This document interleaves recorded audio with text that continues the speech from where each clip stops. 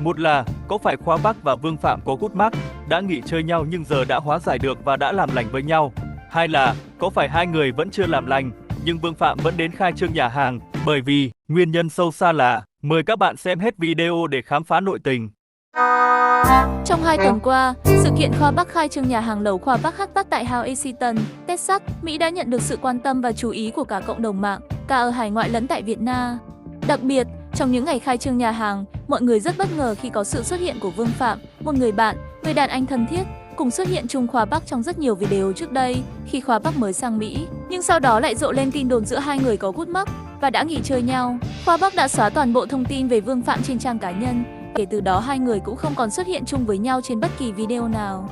Sự xuất hiện của Vương Phạm trong dịp khai trương nhà hàng Khoa Bắc Hot lại một lần nữa làm dấy lên tin đồn và thắc mắc. Một là, có phải Khoa Bắc và Vương Phạm có gút mắc, đã nghỉ chơi nhau nhưng giờ đã hóa giải được và đã làm lành với nhau? Hai là, có phải hai người vẫn chưa làm lành, nhưng Vương Phạm vẫn đến khai trương nhà hàng, bởi vì Khoa Bắc không phải là ông chủ duy nhất của nhà hàng, mà Vương Phạm có góp vốn? Các bạn cùng mình từng bước phân tích xem sao nhé. Sau đây là ý kiến cá nhân của mình về tin đồn này. Các bạn nhớ comment cho mình biết ý kiến của các bạn.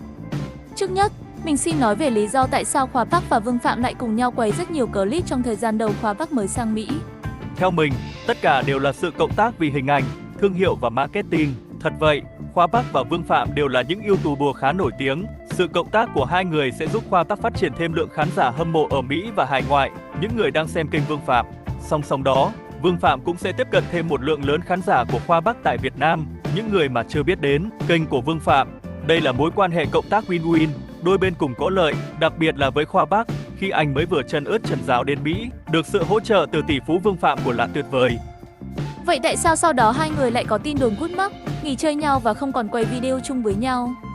Theo cách nhìn của mình, hai người không thật sự nghỉ chơi nhau, mà không còn xuất hiện cùng nhau, một lần nữa lại là vì hình ảnh và thương hiệu.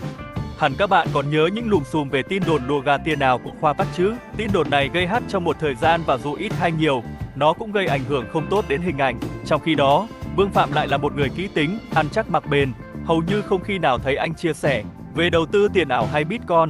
Cho nên, trước những sự cố hình ảnh như sự cố lùa gà, để không ảnh hưởng đến Vương Phạm thì cách tốt nhất là hai người không xuất hiện cùng nhau. Và đúng là Khoa Bắc đã làm rất triệt để điều này. Việc này hoàn toàn không phải do hai người giận nhau hay có gút mắc gì cả, mà đơn giản, đó chỉ là một cách để xử lý sự cố truyền thông, hay nói cách khác là một cách xử lý nhằm không để Vương Phạm vướng vào lùm xùm của Khoa Bắc. Vậy tại sao bây giờ Vương Phạm lại xuất hiện tại khai trương nhà hàng Khoa Bắc Hot Dog, mà coi chỉ xuất hiện như một vị khách, anh còn lăn xăn chạy đi chạy lại phục vụ khách, đẩy xe, lau dọn? Để lý giải cho điều này, mình xin đưa ra hai ý kiến như sau. Một là, bây giờ lùm xùm lùa gà cũng đã coi như tạm lắng xuống, không còn hắt như trước đây. Hai là, cuối năm 2021 Khoa Bắc có chia sẻ thông tin anh và Vương Phạm hùn vốn mở nhà hàng. Và theo mình thì thật sự hai người có hùn vốn khi xảy ra lùm xùm lùa gà. Vì vấn đề hình ảnh và thương hiệu cá nhân như mình đã nói ở trước, nên cả hai không thể thừa nhận công khai sự hợp tác hùn vốn đó được. Nhưng vì Vương Phạm thật sự có hùn vốn, nên anh đã xuất hiện trong dịp khai trương. Không chỉ vậy, anh còn lăn xăn phụ giúp. Nếu để ý, các bạn sẽ thấy Khoa Bắc và Vương Phạm vẫn đang thực hiện chiến thuật không xuất hiện cùng nhau. Nơi Khoa Bắc đang quay video quảng bá khai trương nhà hàng sẽ không có Vương Phạm trước ống kính.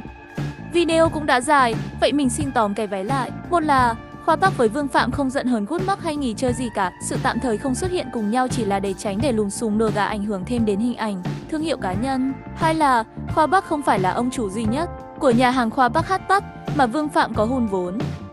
Trên đây là ý kiến cá nhân của mình, dù đúng dù sai, các bạn nhớ comment cho mình biết ý kiến của bạn với nhé. Các bạn ơi, hãy cho mình xin 1 phút, giúp mình like và share video, cũng như đăng ký kênh và bật chuông. Cảm ơn các bạn, mình đang làm một video mới hấp dẫn. Hẹn gặp lại các bạn trong video mới.